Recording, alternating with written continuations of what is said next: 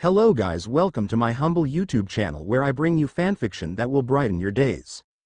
Before we start, a subscribe is greatly appreciated, and don't forget to leave a like and ring the bell icon so you won't miss exciting new fanfiction stories. True God in Another World, Tensura x Tbate, by Tempest_King_20. Chapter 11, The Beginning of the Plan. Renia Darkasan Pav. As Virion and the children finally departed from my hut, returning to the palace, I couldn't help but let out an exhausted sigh. The day had been incredibly draining, introducing me to two extraordinary individuals who held the power to reshape not only the continent, but the entire world. The first person I had encountered was Arthur Lewin, a reincarnated king from another world. In his previous life, he had earned a stellar reputation as the strongest individual, despite his limited ki pool. His strength lay not only in his physical prowess, but in his unmatched reflexes and flawless sword skills. Just being in his presence was a humbling experience, as his aura exuded power and confidence, leaving no doubt that he was a force to be reckoned with. But what truly set Arthur apart was his newfound liberation in this new world. Endowed with a beast will from the daughter of the most powerful being in existence, he was now free from the constraints of his previous limitations. This alone made me wonder how far he would ascend. It seemed that Arthur was always destined to stand at the precipice of monumental changes that would shape the future of this world. Though I could not glean the specifics of his fate, one thing was for certain: Arthur would become a formidable presence. He would be a beacon of hope, illuminating a world that was shrouded in uncertainty and darkness. However, it was Arthur's brother who remained an enigma to me. All I knew was that he existed in this world, yet whenever I attempted to peer into his past or divine his future, all that greeted me was an impenetrable void, a darkness so deep it seemed to devour every trace of his existence. Rimuru Lewin, as he was commonly known, possessed an aura of mystery and intrigue, his very presence eliciting curiosity and a sense of unease. It was baffling to consider what role Rimuru would play in the grand scheme of things, and what profound changes he might bring to the fate of this world. The uncertainty surrounding his path left me pondering in awe. All I could do in this moment was hope that Rimuru would be a blessing to this continent, that his presence would bring about positive change and contribute to the greater good. As I gazed out into the unknown, uncertainty shrouded his path, leaving me to wonder what kind of impact he would have and how his destiny would intertwine with that of his brother Arthur. Only time held the answers I sought, the revelations of how Rimuru's destiny would intertwine with that of his brother Arthur. In this moment, all I could do was send my wishes and hopes into the air, fervently praying for a future where these two remarkable individuals would shape the world for the better. Rimuru Pav. It had been a long and eventful day since our visit to Elder Renia, when we finally returned to the grand structure of the palace at Eleanor. The sun had already set, casting long shadows over the magnificent architecture. Arthur and I, both weary from our travels, decided it wasn't worth beginning our training immediately. Instead, we retired to our assigned rooms for the night. As we settled into our chambers, weary from our travels, we were unexpectedly summoned to a meeting with the King and Queen of Eleanor. They wanted to apologize for the initial misunderstanding and graciously offered us the opportunity to stay in their palace during our training. Arthur and I accepted their apology, expressing our gratitude for their hospitality. The following morning, I found myself awake before the designated training time. It seemed my body had grown accustomed to the early rise. As I made my way to the bathroom to freshen up, I was startled by the sound of my brother's voice echoing through the hallways. Concerned, I hurriedly rushed towards Arthur's room, where I found Virion assisting him with his mana core. "It's a bit early, but since you two are awake, let's start training," Grandpa said when he noticed me standing there. I nodded in agreement, my curiosity momentarily overpowering my exhaustion, and we all headed out into the spacious training yard. Sitting cross-legged, Grandpa Virion took a long, scrutinizing look at both Arthur and me, as if to assess our readiness for what was to come. With a sigh, he launched into an explanation. "Until now, you've been purifying your mana core and manipulating your mana using mana channels.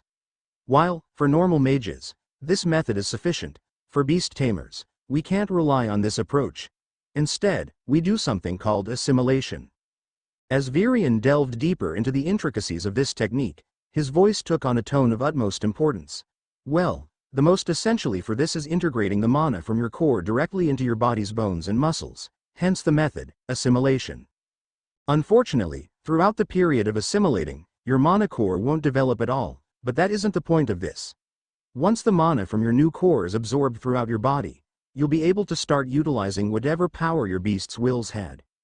Okay, with that said, there isn't much I can help you with for the first part of your training except making sure your mana are distributed evenly throughout your bodies and relieving you when your body spasms like earlier. As soon as Virion concluded his detailed and thorough explanation of my brother's training regimen, I couldn't contain my excitement to begin my own. However, amidst my eagerness, a lingering question nagged at the back of my mind. I couldn't help but wonder what my training would entail. So, in an attempt to satisfy my curiosity, I voiced my questions to Virion. "It's time for you to fight against me," he declared, his eyes twinkling with a mix of curiosity and excitement. "While I have witnessed your brother's skills firsthand, you remain an enigma to me, except that you're in the dark orange stage." Virion's gaze bore into me, as if trying to inspect my level. In response, I allowed him to examine my mana core. As his eyes fixated upon my mana core, a wide range of emotions danced across his face. At first, there was a flicker of confusion, his brows furrowing in an attempt to make sense of what he was seeing. But the confusion quickly transformed into a vivid display of shock and surprise, etching itself onto his features. "When did you reach the light orange stage?" he exclaimed, his voice filled with genuine disbelief. The intensity in his words mirrored the astonishment that enveloped his expression. Meanwhile, Arthur, who had been observing the conversation with growing interest, now found himself completely captivated by the commotion unfolding before him. Seated on a nearby wooden bench, Arthur opened his eyes wide, the curiosity in his gaze evident as he strained to catch a glimpse of my stage. However, my stage surpassed his own, eluding his discerning gaze. Blinking innocently, I scratched my cheek, unsure how to respond to Gramps' accusation. Well, through meditation, of course," I stammered, my attempt at nonchalance faltering beneath the intensity of his piercing gaze. Virion's astonishment only grew, and he couldn't hide his skepticism. "Do you take me for a fool, young one? It is utterly impossible to pass through 2 stages in such a short span of time." His voice rang with a mix of genuine curiosity and suspicion. Before the situation could escalate any further, Arthur's voice cut through the tension, laced with surprise and intrigue. "Wait a minute. Weren't you in the solid red stage before our journey began? How did you progress so rapidly to light orange?"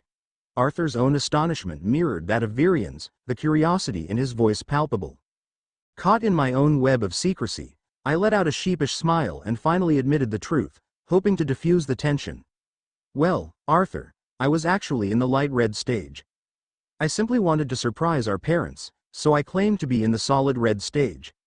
The confession hung in the air, surrounded by a mixture of silence and relief. Virion, though still dissatisfied with my answer, conceded, choosing to redirect the conversation.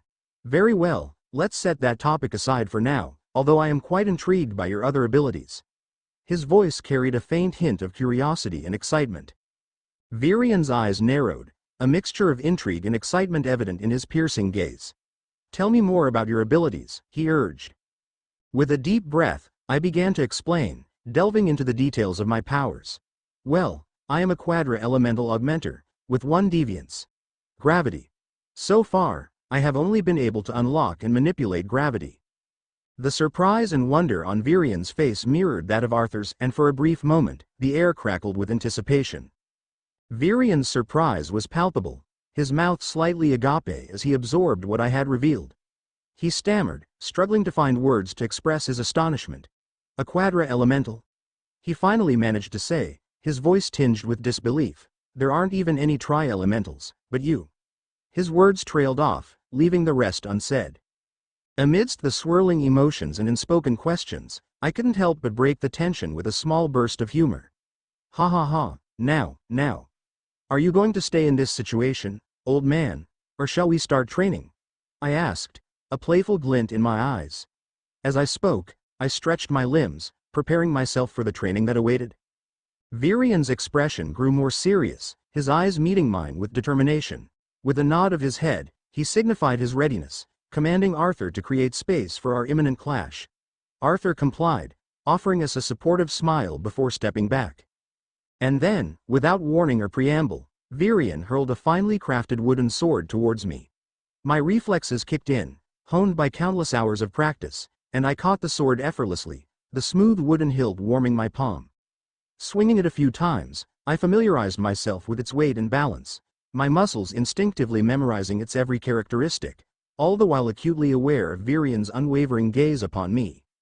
"Let's begin," Virian declared with a voice tinged in steel, his tone a clear indication that this was not a mere sparring session. It was the initiation of an intense training session meant to push me to my limits and beyond. Empowered by a surge of mana, I fortified my body, feeling the raw power coursing through my veins, and charged towards him, determination etched across my face. Aiming for a swift waist strike, I swung the wooden sword with all my strength, channeling every ounce of my focus into that single moment. But to my astonishment, Virian effortlessly sidestepped, his lithe form moving with an otherworldly grace that seemed almost ethereal. He had evaded my attack with such ease that I couldn't help but feel a mix of frustration and admiration. Refusing to let frustration overwhelm me, I unleashed a fierce slash from above, my heart pounding in my chest as I pushed myself further. But once again, Virian gracefully danced out of harm's way, his body moving like a leaf caught in a gentle breeze. The precision and agility with which he evaded my strikes were awe-inspiring, momentarily stealing my breath. Desperate to find an opening in his impenetrable defenses, I mustered all my resolve and unleashed a sudden surge of gravity, causing both him and I to be bound by its weight. It was a risky move, for I knew my own body would struggle to adapt to the augmented force, but I aimed to catch him off guard. Seizing the moment, I swiftly rotated my body, attempting to strike him sideways with the momentum generated by the gravity spell. Virian, seemingly caught off guard, fortified his own body with an intricate web of mana, his magic emanating in shimmering waves. With a speed that defied my expectation, he deftly grabbed my sword, thwarting my attack and leaving me momentarily stunned. As our bodies pressed close against each other, the heat of our exertion forming a barrier between us, I seized the opportunity to strike, pulling a misdirect from my sleeve, a maneuver I had only recently mastered. In a split-second decision, I released my grip on the sword, leaving it behind as I aimed a swift strike towards his stomach with my hand, my fingers curling into a fist. Virian's reaction was slightly delayed, his surprise evident in his eyes, as my strike sailed through the air, aiming for its target. However, at the last possible moment, I halted the movement of my hand, preventing actual impact. "I guess this is my win," I teased, a small smile tugging at the corners of my lips. Virian mirrored my smile, his laughter filling the air between us like a sweet melody. "Ha ha ha ha. You truly surprised me with your quick thinking and swiftness of action. If only you were a bit older, perhaps you would have bested me," he admitted, his amusement dancing in his eyes like flickering flames. "I am certain now, more than ever, that I made the right choice in taking you as my disciple." "Thank you," I replied, my excitement at completing this exhilarating clash bubbling within me. Yet, I couldn't contain my eagerness to continue. "Shall we resume, then?" "No, your training starts now. Begin by running laps around the yard. Strengthen those legs and lungs." Virian's voice rang out, his tone firm yet filled with a tender care. It was a familiar exercise, one I had done countless times during our days at Ashburn. Perhaps, on this first day of training, he aimed to temper his expectations, not pushing me too harshly in the beginning. "Hi," I obediently replied, already feeling the familiar burn of anticipation spread through my limbs as I started running around the yard, my heart pounding in sync with each footfall. "Let's finish this damn exercise quickly," I thought to myself, fueled by the memory of our clash and the eagerness to continue growing stronger under Virian's guidance. It had been exactly 2 weeks since our arduous training with Virian. During this time, my brother had been tirelessly and painstakingly working to assimilate Sylvia's will, pouring every ounce of his energy and concentration into the task. Under the guidance of both Virian and myself, my brother's pain had significantly diminished, thanks to our combined efforts. Meanwhile, I had been unwaveringly focused on building up my stamina and physical strength. Each day, I would push myself through rigorous exercises, employing the aid of hand and leg weights to further challenge my limits. I would sprint back and forth across the extensive yard, feeling the burn in my muscles and the adrenaline coursing through my veins. And when I wasn't running, I would engage in relentless swordplay, the clashing of steel against steel echoing in the air as I strived for perfection in my technique. In addition to physical training, I had also been dedicating time to honing my control over my elemental abilities. As a result of my efforts, I had successfully unlocked the power of lightning and was steadily progressing towards unlocking the ice deviant. The rest of my training sessions were spent dueling with my grandfather, although I was still far from victorious due to our stark physical differences. Despite my inability to win against my grandfather, I took solace in the fact that I consistently pushed Virion to his limits. On multiple occasions, I forced him to tap into his beast will to secure victory.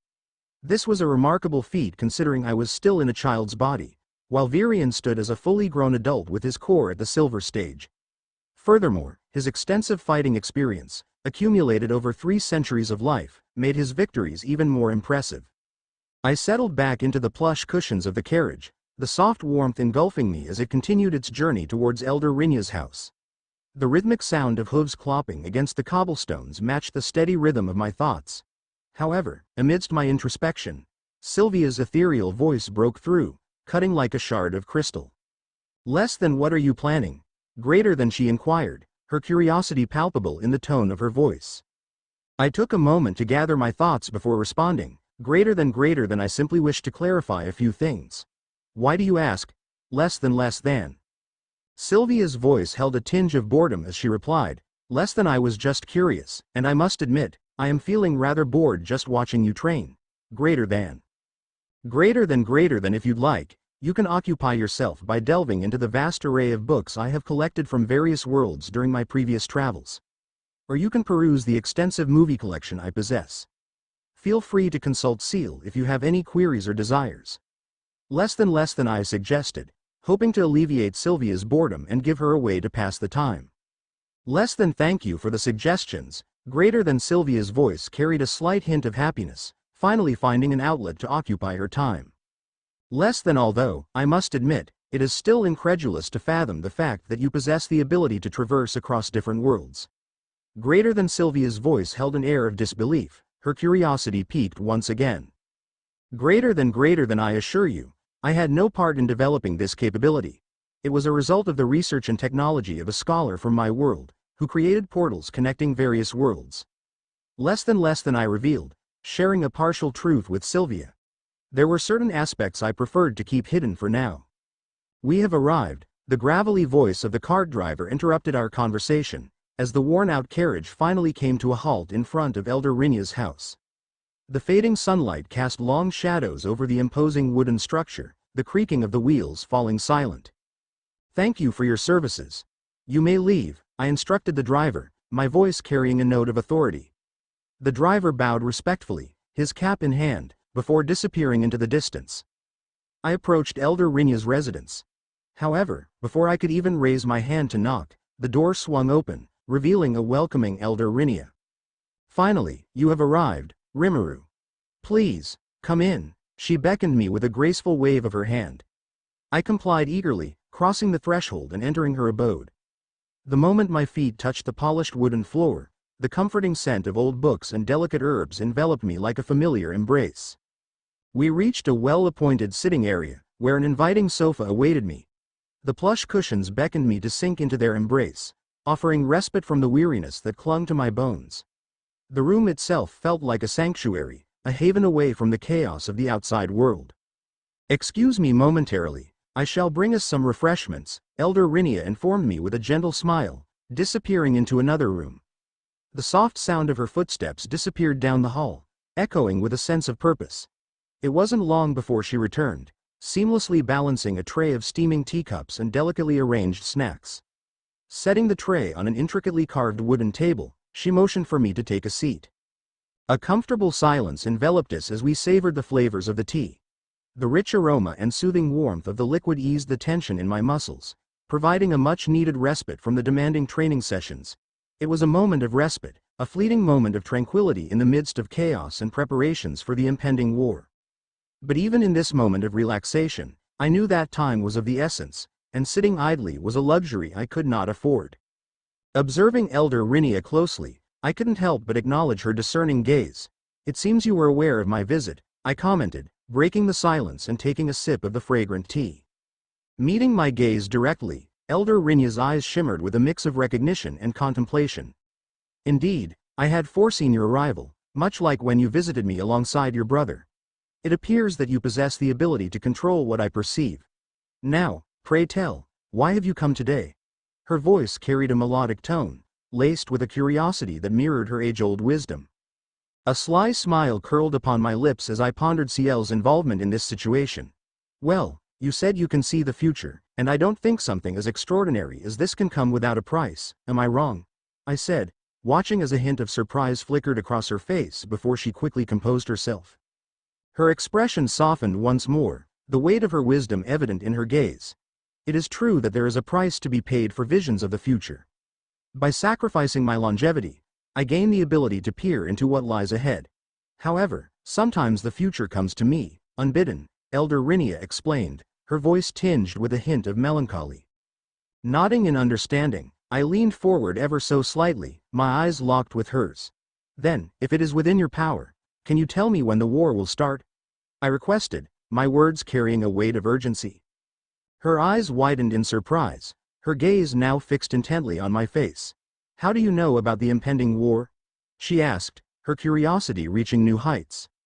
Smiling with amusement, I revealed a small piece of the puzzle. You mentioned that you saw my brother alongside me during your previous vision. You are aware that the one who bestowed him with the beast will was a dragon, an Asura. Through certain means, I was able to discover her true nature and uncover the existence of another continent. Elder Renia's eyes widened further, a mix of awe and understanding dawning upon her features. You were able to discern her true form. How is that possible? She inquired, her voice filled with wonder. Taking a deep breath, I made a decision. Well, you see, Elder Renia, I was born with a special gift. A pair of eyes that can perceive what lies beneath the surface. They enabled me to recognize her as a dragon, among other things, I revealed. Silence hung in the air for a moment, as if the weight of the revelation settled upon us. Gathering my thoughts, I continued with renewed resolve. But what I have come to do today is to ask for your help, Elder Renia, I began, my voice steady but laced with a sense of urgency. You are the only one who possesses the knowledge and foresight necessary to assist me in preparing Decathan for the war that looms on our horizon. Elder Renia's eyes locked with mine, studying me intently. Her gaze seemed to pierce through me, delving deep into the core of my being. I could see the gears turning in her mind, her ancient wisdom aligning with the urgency of the situation. Why me? Wouldn't it be more helpful to involve Virion, the former king, who had the most experience in matters of war? She questioned, her voice filled with genuine curiosity. I paused, my brows furrowing as I carefully considered Elder Renia's words. While that may be true, Elder Renia, I began, my voice trained and measured, I believe that Virion's focus should remain on my brother for now. There will come a time when I will reveal everything to him, but for now, it is vital that he concentrates on the task at hand. As for you, your unique abilities and knowledge make you the ideal ally in our preparations. Her sharp, discerning eyes searched mine, as if attempting to glean the truth behind my words. I could sense her hesitation, her desire to understand the full extent of my intentions. So, what do you need? She finally spoke, her voice calm and steady. She took a sip of her tea, her eyes closed in contemplation. If you want me to tell you about the future, you should know that I won't tell you or anyone else. No, I will not ask you to reveal the future to me. In fact, I want you to stop looking into it altogether, I said firmly, surprising her with my request. Elder Renia stood still, surprise evident in her gaze. Why? Wouldn't it be more helpful if I could know the future? Even if I don't share the specifics, I could guide you on the right path, she exclaimed, curiosity and concern intertwining in her voice. I composed myself, ensuring my voice conveyed the sincerity of my words. Calm down, Renia, I said, emphasizing her name as a reassurance. You mentioned that delving into the future consumes your longevity, slowly diminishing your life force. Grandpa Virion would be devastated if anything were to happen to you. I want him to be fully prepared for the trials to come, but we can't afford to lose you. Besides, from what I've learned from Virion, you possess numerous other skills that could prove invaluable to our cause. Taking a deep breath, I continued, eager to convince her. So we can't afford to lose you, and from what I know from Virion, you could be more useful in something else. Her expression softened, understanding dawning in her eyes. Tell me what can I do, she said, determination seeping into her every word. I will do anything to increase Decathan's chances of winning. A smile tugged at the corners of my lips as I witnessed the fire within her. With the knowledge you have, I want you to help me, I declared, my voice animated with excitement. Of course, the knowledge that doesn't apply to the future. Virian mentioned that you're skilled in using medicinal herbs, so I am sure we will be able to benefit from that if we spread it widely. Additionally, it seems that you are able to create teleportation gates, I explained, earning an emphatic nod from her. This will be immensely useful to me. Elder Renia's eyes sparkled with intrigue as she leaned in closer. Can you explain your plan in more detail? She asked, giving me her full focus. Well, I began, my words flowing with a sense of purpose, when I gave Grandpa the locations of the illegal slave traders' houses. I purposely held back some of the information. I kept the locations of certain hideouts with me so that I could recruit those who had nowhere else to go, those who were desperate for liberation. So, I need you to help me find a place where I can train them without anyone noticing. Okay, she mused, her eyes narrowing in deep thought. I saw in the future a place that is so big and hard to find that they can live and train there without drawing any suspicion. We delved into a deep conversation, discussing our plans to aid the enslaved people and transform them into a productive force for our cause. We brainstormed ways to utilize Elder Renia's knowledge in herbal medicine and created strategies for establishing secret training grounds. Minutes turned into hours as we solidified our plans, each detail carefully considered and accounted for. Finally, I stood up, feeling a surge of anticipation course through my veins. Now, can you help me locate one of the hidden slave hideout? I asked, my voice filled with urgency. Of course, Elder Renia replied, standing up from the sofa and disappearing into one of the adjacent rooms. Moments later, she re-emerged, carrying a bag filled with provisions. Here, she said, handing me the bag. There's food for them as well as ointment for those who have been injured. Take this as well, she added, handing me a small pouch filled with money and various supplies. It may come in handy during your mission. Grateful for her assistance, I placed the contents of the bag within the dimensional ring I wore on my finger, the weight of responsibility mingling with the tangible items. We headed outside, the air heavy with anticipation. Moments later, I gestured, conjuring a transition portal, its glowing tendrils swirling in the air. I donned a concealing cloak, making sure to cover my face and hair. Thank you again for helping me, I expressed, my voice genuine with gratitude. No need to thank, we both have the same goal after all, she said with a smile. I nodded my head at her with a smile before entering the teleportation gate. As I passed through the imposing gate, I found myself standing in a bustling city known as Valden. The air hummed with the sounds of activity, a vibrant energy that pulsed through the streets and alleyways. The architecture here was a stark contrast to the towering trees and ethereal beauty of the elven territories, replaced instead with grand stone buildings and narrow cobblestone roads.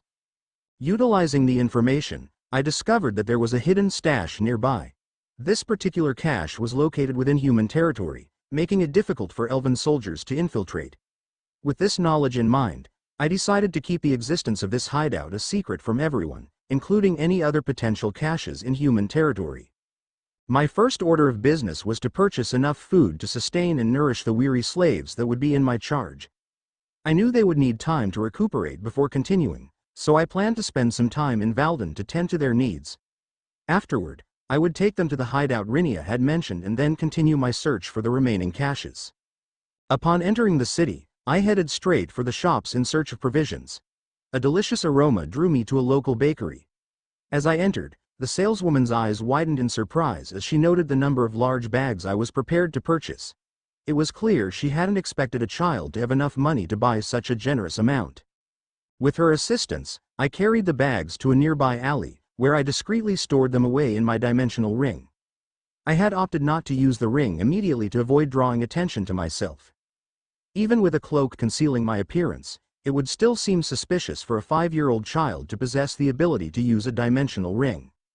Less than why didn't you just use the dimensional ring from the beginning? Greater than Sylvia inquired, her voice laced with curiosity. Greater than I didn't want to attract undue attention. Less than I replied carefully, a small smile gracing my lips. Greater than as a young child, it's best for me to blend in, to be unremarkable. The last thing we need is to make a scene or draw unnecessary suspicion.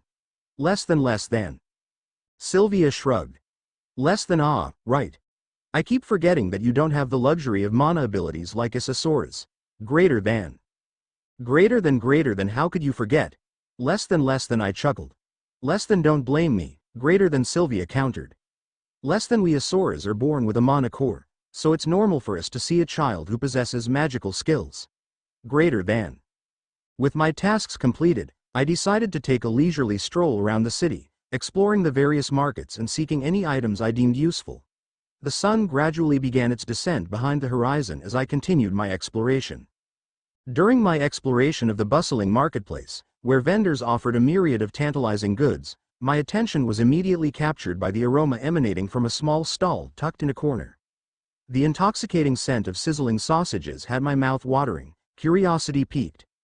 Drawn to the savory aroma like a moth to a flame, I approached the humble vendor with eager anticipation. The vendor, an elderly gentleman with weathered hands that spoke volumes of hard work, looked up from his cooking and offered me a warm smile. "Welcome, traveler.